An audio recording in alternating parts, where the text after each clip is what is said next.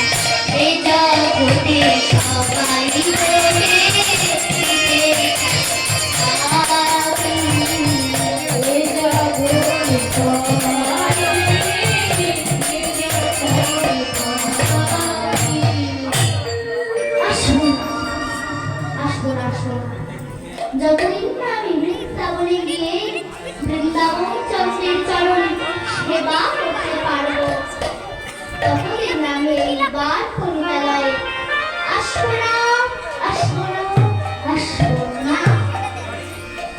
বৃন্দাবন সমস্ত মায়া ত্যাগ করে চলেছে না কোথায়, সেই বৃন্দাবনে আর বদলে বলছে